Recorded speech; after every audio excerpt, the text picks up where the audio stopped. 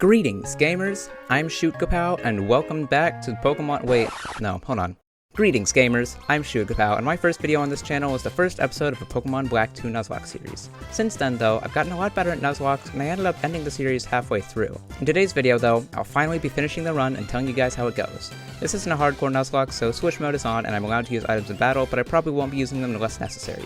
I'm writing the script as I go along, like always, but I'll give you a quick recap of the series so far. I picked Snivy for my starter, which wasn't the greatest option, but it won't really matter soon enough. After hanging around with our weird emo rival, we take on Charon, and beat him easily enough with no casualties. We moved on to Burbank, where, with the help of one of the most busted Pokemon in the game, Magnemite, Roxy was easier than the mandatory Pokestar Studios tutorial afterward. In the sewer, we failed a double battle encounter with a Rattata and a Zubat, losing our starter in the process, and took out our rage on Berg and afterward Colress. We lost a few Pokemon along the way, namely Berg the Sewaddle to Berg the not Sewaddle, Lenora to some random trainer in the desert, Falkner the Pidove somehow, I don't remember, and after we cleared Ellis's team with Giovanni the Krokorok and absolutely destroyed Clay without losing any Pokemon, we lost Jasmine the Magnemite and Will the Gothita to Team Plasma, which, what the heck, past shoot. As a cherry on top, we also lost Nuts the Ducklet to an Excadrill in Tartstone Cave. So I'm about to fight Skyla with basically a cartridge handed to me by an inexperienced Nuzlocker, and our best Pokemon are Excadrill and Clink. This could be a bit of a problem, but I think we'll be fine. We lead with Bertha the Excadrill into Swoobat, and after some flinching shenanigans, we manage to take it out with a Rock Slide and switch into Byron the Clank as Swanna comes out. A couple of Charge Beams take her out with a bit of healing from a Citrus Berry, although we had to use a Hyper Potion. Skarmory afterward isn't much of a problem, and we nab the 6th gym badge.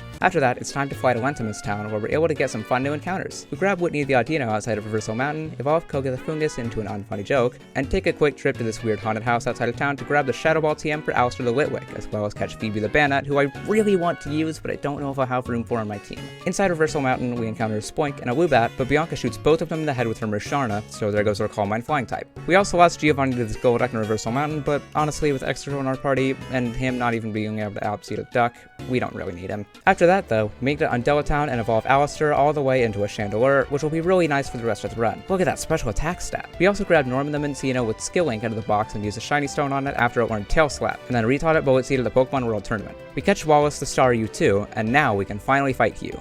Bertha's out first into Unpheasant, and we get off a Hone Claws as Hugh just goes for Detect. Our follow-up Rock Slide moves on Sliver as it just hits a weak Air Slash, and we boost again as he just heals, and we take him out on the follow-up. Right after that, we actually get Sword Stance, which is pretty funny. After that, Bertha sweeps the rest of his team. Before we move on to Opalucid, though, there are some more encounters we can grab, like Juan the Spheal and Undella Bay. Norman immediately dies to his Zebstrika on Route 14, but I was just about to replace him with Skyla the Emolga anyway. After breaking out of a crit capture, Erica the Tangela goes into a box, and we can pick up some useful things on Route 13, like the Psychic TM. We're also able to fight Cobalion, who stays in literally the second ball we throw.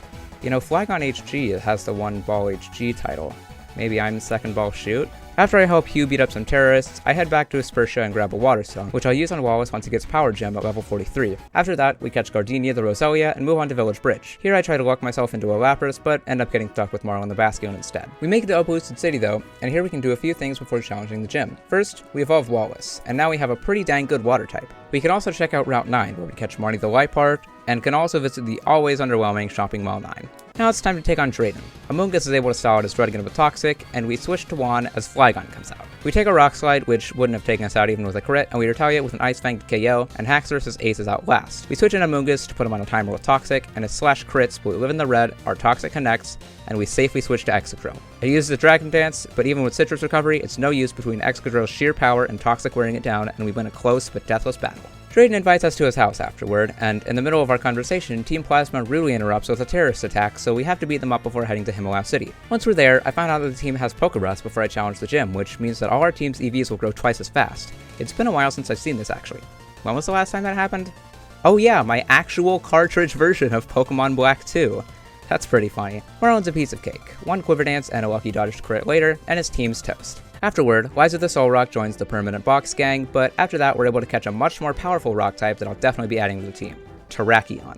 After throwing way too many balls and then realizing I forgot to record the entire thing, Bruno the Terrakion replaces Koga to join the team. Amoonguss is good, but Quiver Dance Gogant I feel is just better. I catch a few more Pokemon along the way through Seaside Cave, and at the end I reach the Plasma Frigate. We run around below the deck for a while, beating up grunts and activating switches before we sweep Zinzolin in a multi-battle. The Shadow Triad Deus Ex Machinas us off the ship like they always do, and the ship launches into the sky to go commit more crimes. Since we have nothing better to do, we might as well head off to the giant chasm to stop them. Along the way, Bryson the Vanillish hits an annoying mirror coat that I didn't know about to kill Wallace, but I've been thinking of replacing him anyway. In their place, Juan the Walrein from the Drayden fight makes a valiant return. I'm sure he'll last long. After an expert maneuver against a Team Plasma Grunt, we encounter a Metang in the tall grass, who could be pretty dang nice to have. Unfortunately, the Metagross line has the highest catch rate of any non-legendary Pokemon, and this particular Metang was infuriatingly barely even shaking in any balls, and I ended up wasting a ton of resources on it. That was annoying. Oh well, at least we can get over it by beating up even more of Team Plasma on our way to fight Colress and Getsis. I'll go ahead and cover our showdown with Internet Explorer Man. Magneton and Magnezone both eventually go down to Excadrill, and Behem and Metang get OHKO'd by Chandelure, and even though we missed 3 Fire Blasts in a row, Klinklang wastes just enough time to let us take it out. An unnecessary risk, but I just wanted to spit in the face of Fire Miss. After that, we beat up the Shadow Triad and head to the cave in the back, where we're just in time to witness the miracle of, murder and cannibalism? Ah well, a couple Sacred Swords and a dodged crit later, Black Kyurem is no more. After that, we just use Swords Dance a couple times, and thanks to a Show Bell, sweep Getsis' team and finish the fight on full health. Now that Team Plasma has finally been defeated, all that's left for us to do now is challenge the Pokemon League. It's tough, but we managed to get through with no deaths and reach Hugh. Along the way, we also caught Norman the Bouffalant, Dresna the Altaria, and Roxanne the Boldore. Against Hugh, his Pokemon actually have pretty good movesets against our team. We break through Swagger to beat Unpheasant with Skyla, and switch into Petulia as Simipour comes out. We take it out with Giga Drain and pivot to Bruno against Bouffalant, who tanks a Sacred Sword and fires back with a luckily non-crit Earthquake, letting us take it out on the follow-up. Last is Emboar, who just goes down to 1 Earthquake from Bertha before it can hit us with a nasty fire move. Well, with that over, it's time to take on the League and decide whether this run will continue long into the postgame or fall flat on its face. After a long time planning and strategizing, getting second opinions and running calcs, I take a deep breath and walk into the Pokemon League. Here we go. First is Ghost Trainer Chantal. I use Swords Dance with Bertha against her lead Cofagrigus, as she just hits us with a weak Shadow Ball, letting us take her out with a Ghost Gem boosted Shadow Claw and sweep her team afterwards.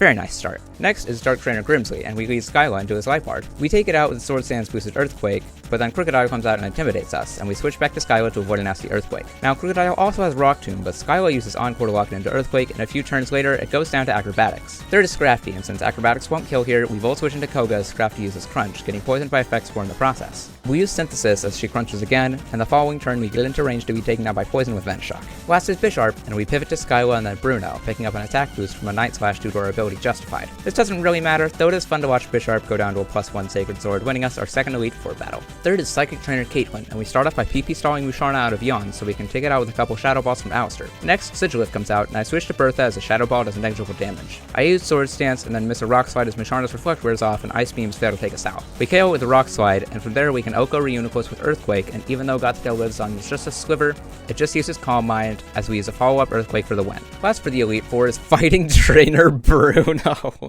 No, actually, last for the Elite Four is Fighting Trainer Marshall, and his battle was a lot sloppier than the last one. We lead with a Mulligan to throw, who doesn't do much with an Electric Gem boosted Volt Switch, but it lets us get safely into Koga on a Payback. The following turn, it uses Payback again, and gets put to sleep off Effect Spore, which was unexpected but welcome, as it let me get off a couple Psychics to take it out with Alistair. Conkeldurr comes out next, and we PP stall it out of Stone Edges so it can't hit Alistair, letting us take it out, but not without losing Koga to a fumble, which could be bad against Iris' Ruddigan. But otherwise we should be fine. Next is Sonk, and we live a Rock Slide, risking a flinch and a crit to get off a Will-O-Wisp. We then pivot to Skyla through Bertha and lock it into Brick Break with Encore and take it out with an Acrobatics. Last is me and Shout, and a couple switches to Alistair on High Jump Kick seal the deal, and we go to the champion fight with 5 team members remaining. Speaking of which, we lead with Bruno, holding a Fighting Gem to OHKO Hydreigon. After that, Ruddigan comes out, and we try for a Rock Slide flinch as he fires back with a Focus Blast. We switch to Alistair, and then we have to live a Rock Slide and dodge a flinch, which we luckily do as we fire back with a Will-O-Wisp. We switch between Bertha and Alistair a couple times to wear it down, then finish it off with Earthquake. The same fate awaits the Aggron after, but then it's her terrifying Haxorus. We break its Sash, then pull out the old Encore maneuver to take it down with the help of Flying Gem Acrobatics. Lapras comes out, and we switch to Wand for the first time on an Ice Beam, and easily live a Thunderbolt while we badly poison it to put it on a timer. We wear it down and take it out with Bertha, but then disaster strikes. Archeops is out, and I'm sure I can outspeed and one-shot it with a Rock Slide, or at least with Acrobatics. Nope! We're outsped and crit by Acrobatics, and then it proceeds to OHKO Skyla, eventually takes out Wand despite my attempts at PP stalling, and breaks through Alistair as I make a last-ditch effort to Hyper Potion Bruno. Well, this is what it comes to. Me and Bruno are backs against the wall against one of the most unexpectedly terrifying Pokemon I've ever faced. It's just down to whether or not we have Acrobatics and hit Rock Slide, either getting it into Defeatist range and neutering it, or just straight up OHKOing it. Well, here we go. Fingers crossed. And we live, letting us fire off our game-winning Rock Slide, hitting it and taking the demonic Archeops out and getting us into the Hall of Fame. Man, what a battle. We lost almost all of our team, but we managed to make it out by the skin of our teeth. That was a pretty sloppy fight, and now I've got a whole new team to put together. It really sucks that we lost all these great friends, especially Bertha, who's been the leader of the team since Skyla and was a huge asset. Alistair was also amazing, and the rest of the team pulled their weight too. At least we still have the legendary Bruno. Anyway, now that we're in the post-game, we have a set of objectives to complete before we can re-challenge the league for the true ending of the run. Among these are tough fights like Alder, Cynthia, Colress, and getting into Move Town while picking up encounters along the way, and catching a few legendaries will lead along our path too. I'll team build for a bit, and then we'll take on our new challenges. I'll leave the full list in the description if I remember. After a bit of thinking, I came up with 5 new team members. First, Mono on the Basculin with a set of Crunch, Waterfall, Surf for Utility, and Double Edge, has quite a bit of power with adaptability and an adamant nature. Petulia also rejoins the team, bringing her Quiver Dance and timid nature. Phoebe the Banet also joins the team because I like Banet, but she also has good priority moves and a ton of attack. The levels are high enough now for Malva the Volcarona to be useful too, running a Quiver Dance set with Fly to get around. Finally, the last steel type in our box, Byron the Clang, is running the classic shift gear set that you might have seen on Pokemon Showdown random battles. This is a pretty strong squad, I think, and I'm ready to take it all the way to the end. Right now, we're heading to Icarus City to unlock Dragon Spiral Tower for later, since Zekrom is one of the legendaries we need to catch. We pick up Brock the Onyx on the way through. After that, we can head through Black City to get some more encounters, starting with a Magikarp that I buy from this guy and named Nessa. We'll evolve her into a Gyarados and replace Marlin, and now we have a strong Intimidate Mon along with a Flying type.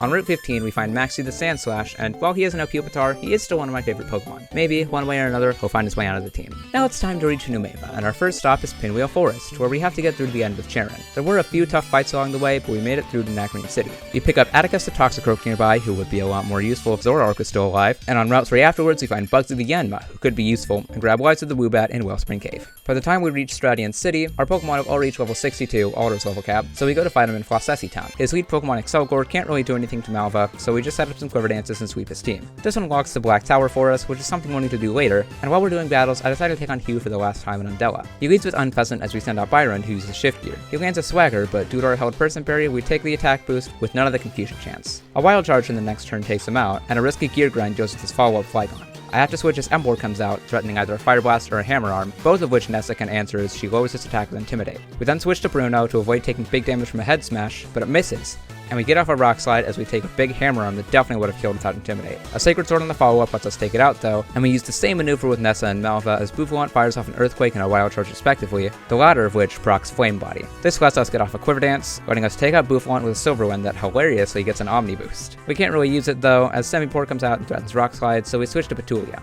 2 Quiver Dances later, we outgo with Giga Drain and do the same to the Electros that follows, winning us another tough but satisfying battle. Now that we're done with that, we can head down to the Plasma Frigate to take on Colress for a second Master Ball, which will be very helpful with the legendaries we need to catch. Along the way, we catch Marshall the Scrafty, and we fight this trainer with a Salamence by accident that could have ended very badly. Yet another reason I have to dislike this Pokemon. We also pick up the Magnum Stone, which will let us summon Heatran later. Now it's time to take on Colress, and we start by taking out his Magneton with the help of a Cherry Berry on Malva. After that, Metagross is baited out because it has Rock Slide, and we spend some time maneuvering around by ending up with Byron in front of it while it's asleep and leech seated. We boost up to 3 Shift Gears and take it out with Wild Charge, but the Rotom Wash after lives at only about 40% and fires back with a devastating Hydro Pump, ending Byron's time on the team as soon as it began. Rest in peace, Byron. While your attack was admittedly pretty underwhelming, you were great to have not only as a Steel type, but as a friend. After that, Petulia comes out to Giga Drain it, but the Magnezone afterward wakes up in turn 1 and takes it out with an infuriating Flash Cannon. I swear my sleep walk lately has been the worst, and it's accumulated in us losing one of our oldest and best team members. After that, Malva comes out and cleans up the team, but the fact that I could have definitely played that fight better, especially after Metagross, makes me feel awful going forward. For now though, it's time to catch a few legendaries.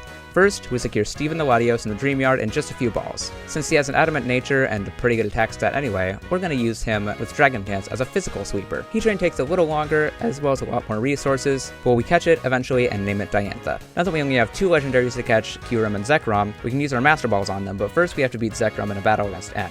After hearing his tragic backstory, we lead with Maxie the Sandslash, who takes a big chunk of damage from Dragon Claw and does just about half with Earthquake. I do some switching around and stack Intimidates along with PP stalling Fusion Bolt with Nessa, and with Zekrom's attack reduced, there's not much I can do against Maxie's Onslaught. With that done, our next stops are going to be Giant Chasm and Dragon Spiral Tower to catch Kyurem and Zekrom respectively. After we reach the top of the tower, Zekrom wakes up from his 5-minute nap, and we immediately cram it into a ball. We of course name it N, who shows up right after, then we speed out to Giant Chasm like he tells us. There, we catch Lance the Kyurem and grab the DNA splicers right after. Shut up, Sharon and Bianca. I'm not going back to Numeva Town. Hey, this is an Infinite Fusion. We add our 3 new legendaries to the team since I tend to allow them in Nuzlocke. After learning the Black Kyurem gets literally no physical ice moves that's had a free shock in this game, we go ahead and take on the Black Tower, which I have to clear 5 levels of before taking on the last few fights of the run. The first couple levels are just filled with trainers 10 to 20 levels below us, so I'll take this time to explain the Black Tower, or if you're playing White 2, the White Tree Hollow. Basically, these are little dungeon crawler challenges where you go around procedurally generated rooms fighting trainers. The later levels can have extra floors too, and there can even be obstacles you have to use use HMs on to make the rooms easier. Each level has a gate trainer, who, once you beat them, opens the gate to the boss trainer.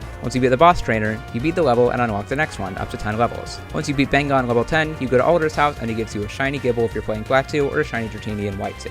We only have to beat 5 levels though, so we won't be getting those. Every trainer on each level will give you hints about where the gate trainer, or a nurse to heal your Pokemon is, and you can't use items. With all that out of the way, let's move on to the actually hard levels. The first one that gives me trouble is level 4, which is bigger than the last 3. I run around for a while looking for the gate trainer, who 2 people have told me is standing still. I'm told they're in a room with someone else, and then the first room that fits this description doesn't even have the gate trainer. But luckily they give me good enough instructions for me to find the trainer easily enough. Still not super high levels either. Level 5 is funny though. The first trainer has this annoying Jellicent, and the first 2 both lead with Dewgong. We once again get the duplicate hint that the gate trainer is standing still, but we eventually find them in the room right below the gate. This quest is so weird sometimes. Oh, look at that, the gate trainer's locked when he Thunder Punched our Gyarados. Well, guess we need a new water. That sucks. The boss trainer was really funny though. First he explodes on our Steel-type Heatran and then sends out its Golurk to try to take us out with Earthquake. We switch to Latios, who has Levitate, only for it to keep using Earthquake. Is it choiced? I didn't think these trainers could even have items. Surely he would have used Shadow Punch or something. After that is Kabutops as an Oko with Earthquake, leaving us to find a replacement water type and then take on the last few fights of the run. Man, it's really hitting now how useful Gyarados was. A water type with Intimidate, Dragon Dance, and a ground immunity? This thing with the whole package. Hopefully this doesn't snowball, but only time will tell. For now, we'll add Marlon to the team and go fight Cynthia. I guess this is an early start to our league run, so leave your final guesses on whether or not we can win in the comments below. Let's do this.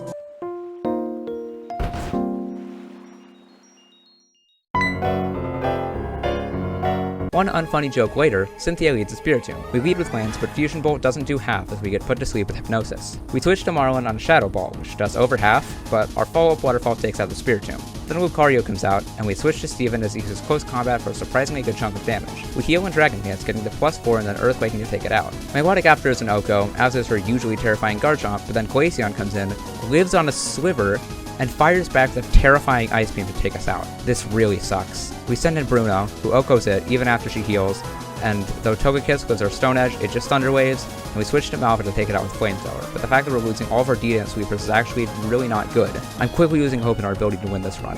Hopefully Steven is the actual last death. With that, we head to Castilia to fight the semi-obscure Game Freak dev trainers Morimoto and Nishino. Morimoto's first, and he leads with Life Art. We lead with Phoebe to avoid a fake out and immediately switch to Diantha on a Sucker Punch, which obviously fails. We take it out and Semipour's next, and we switch to Lance to eat a crit Surf before Okoing her with Fusion Bolt. We take out the Substrike after easily, and then switch to Diantha on a Flamethrower from Simisear, which we're immune to because of Flash Fire. We take it out with a couple Earth Powers, and Subat and Simisage after go down to 1 Lava Plume each. Next is Nishino, who has a fun team of chubby, normal, and water types. We lead with Bruno against his Clefable and set up 2 Sword of Stances as he uses Cosmic Power, then Sing, which we shake off with our Chester Berry. We then proceed to Oko not just Clefable, but the next 5 Pokemon he sends out, only switching when his last Pokemon, Alomomola, threatens Aqua Jet, but it just fails to protect as Lance comes out. We use an Electric Gem boosted Fusion Bolt, which still somehow fails to take it out as we get hit by Toxic, but our next one crits to one-shot it anyway after he heals, winning us a near flawless battle. Man, that felt good. Well, all there is now is to go challenge the league, and I put this off for a few days, strategizing and dreading what'll happen. Sure, we've got a strong squad, especially after replacing Marlon with Bomb the Weezing, but a lot could go wrong here. After running calcs and strategizing, there's really nothing for it but to step in and face what will be, one way or the other, the end of this long, long run. Leave your final guesses on whether or not we can win down below. Let's do this. First is Ghost Trainer Chantal, who leads the Coffagrigus and knows Will-O-Wisp, but this isn't a problem since it uses Shadow Ball on Lance, as they take it out with 2 Shadow Claws, saving their Rostberry. After that is Golurk, another fearsome foe that Bomb can counter, since it's the only one on our team that isn't weak to one of this thing's moves. We poison it with Toxic, then switch back and forth with Diantha until Chantal heals it, then do the same until we get a safe switch to Phoebe on a Hammer Arm and take it out with 1 Sucker Punch, creating out Mismagius. This is perfect though, as 1 Ghost Gem boosted Shadow Sneak is just enough to always Oko Mismagius that doesn't have plus defense nature. Frostlass is out next, so we switch to Heatran, who resists pretty much everything Chantal has left. Even though she crits a Shadow Ball, we take her out in a couple hits and move on to Drifblim. Unfortunately, her Thunder connects and paralyzes us, but we can heal it off the next turn with a full restore as we take her out in the follow-up. This is pretty good, since Chandelure threatens almost the entire rest of our team, but we can just eat up a Fire Blast thanks to our Flash Fire ability and take her out with a couple of Earth Powers, winning us the fight. Next, I decided to take on the toughest member, Fighting Trainer Marshall. He leads with his terrifying Throw, which has coverage against everything except Bomb, who it hits hard anyway because of its Guts ability. Luckily, I have a plan. I lead with Phoebe, baiting a payback as I switch into Bruno, who gets an attack boost from the Dark-type move, letting it barely take out the Throw with Fighting Gem boosted Close Combat.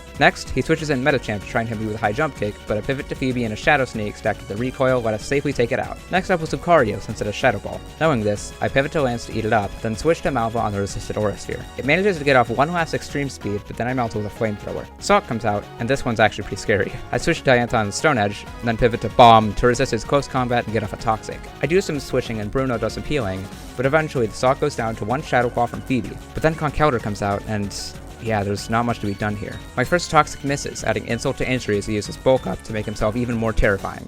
But luckily we hit our second one as unreliable as ever, Stone Edge misses, saving Phoebe's life. I'm not confident on whether or not Bruno can survive a Stone Edge, but what I wasn't accounting for was the fact that it has the same BP as Earthquake. The move the Conkeldurr just so happened to use as I switched in my notoriously Earthquake weak Heatran, and her time on the team ending as quickly as it started, Diantha falls. This really isn't good. Sure, we have other statusers and a better offensive fire type in Malva, but Diantha, being a steel type, was the defensive backbone of our team in this league run. We might end up losing to Iris because of this blunder, but we have more important things to focus on right now, like not wiping the Marshall. We switch in Lance, who manages to land a Flying Gem boosted Fly, taking out the Conkeldurr and bringing in his last Pokemon, Mienshao. We're able to choose this one with a bit of switching to Phoebe too, and we managed not to get crit and take it out with a Shadow Claw, winning us our second of 5 fights, though not without a heavy loss. Third, it's time to fight Dark Trainer Grimsley. We lead with Phoebe to stop it from using its normal gem boosted fake out to activate on Burden. We switch to Terrakion on an Aerial Ace, and tank another one as we set up a Sword Stance. From there, we're able to sweep through his entire team, getting us an easy third victory. Fourth, we face Psychic Trainer Caitlyn, and this battle is easier than the last. We send out Malva holding a Chesto Berry, and we do what Volcarona does best. Set up Quiver Dance and sweep her entire team, giving us a nice and easy fourth victory before our final battle. We lead with Malva, cleanly outgoing her lead Hydreigon with a Silver Powder boosted Bug Buzz. Then, she sends out the terrifying Archeops that swept so much of our team in the first run. We switch in Bomb, who takes a little over half from the Stone Edge. We heal though, and his second one misses, letting us hit a Toxic and heal a bit before safely getting Lance in, taking a Stone Edge because Archeops is now below half health, activating Defeatist. And we take it out with Fusion Bolt. Druddigon comes out, and we switch to Volcarona, whose minus defense nature hurts as it takes a lot of damage from a Sheer Force, Life Orb, Fire Punch. We heal it off, but Druddigon retaliates with an Outrage, outgoing Malva, but she leads it with a nasty little burn, coming in absolutely clutch. Thanks to this, Lance is able to come out and take the Druddigon out with a Dragon Claw, baiting in her equally terrifying Dragon Dance Haxorus. We know it won't use D-Dance now though, since we're just in KO range of an Outrage. Having done their duty, Lance uses their last turn on the field to fully heal Bomb before being taken out, and Bomb lives in Outrage and finally fulfills its destiny. We press Explosion, breaking the monster's Haxorus' Focus Sash, and taking out half its health, letting Bruno come in to finish the job. Oh, would you look at that? 3 close combat PP left. We hit Haxorus, it goes down.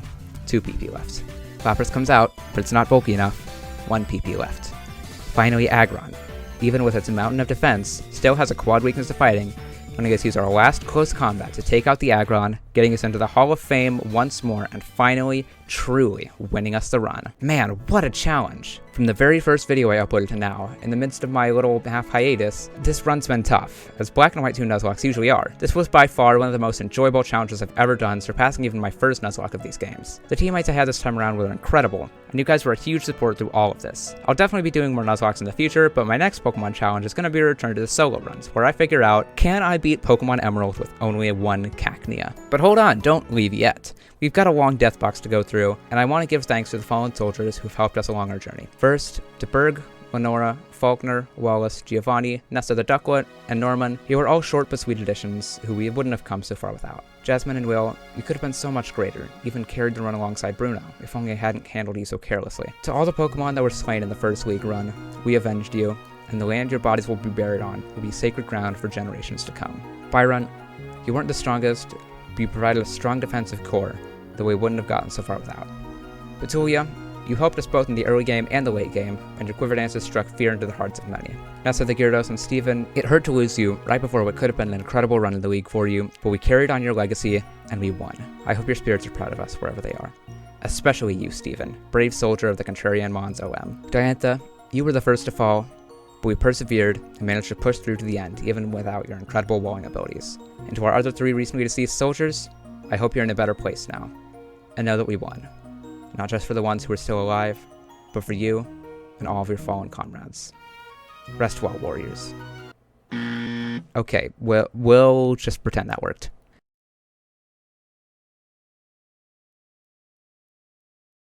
And finally, Eden.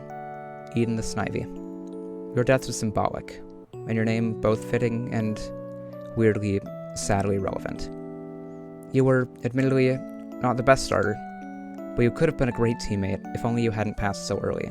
You barely got to see the world, never got to live the fulfilling life you deserved, and you never got to truly evolve into your full self. There were many who loved you, and would have loved you, and you didn't deserve to be taken both from them, but from your home and your life, so quickly and tragically. Just know that we've never forgotten you, and never will. And rest in peace. Her name was Eden.